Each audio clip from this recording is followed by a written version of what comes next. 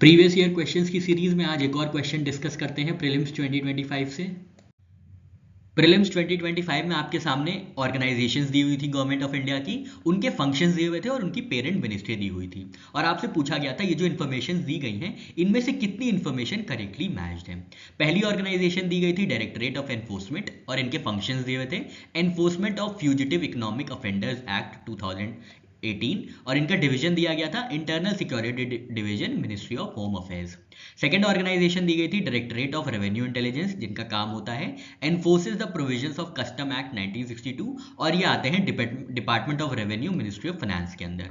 Third organisation दी गई थी directorate general of systems and data management. ये क्या करते हैं? They carry out big data analytics to assist tax officers for better policy and nabbing tax evaders. ये आते हैं department of revenue ministry of finance के अंदर।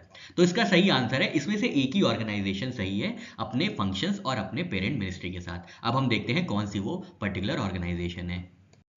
पहली रो में दिया गया था डायरेक्टरेट ऑफ एनफोर्समेंट जिसका काम तो सही दिया था कि इन्फोर्स करते हैं फ्यूजिटिव इकोनॉमिक ऑफेंडर्स एक्ट 2018, पर ये आते हैं एडमिनिस्ट्रेटिव कंट्रोल होता है इनके ऊपर डिपार्टमेंट ऑफ रेवेन्यू का, मिनिस्ट्री ऑफ फाइनेंस, ना कि मिनिस्ट्री ऑफ होम अफेयर्स जैसा कि क्वेश्चन में दिया गया था। तो पहला रो जो था, पहली स्टेटमेंट जो थी हमारी गलत हो गई।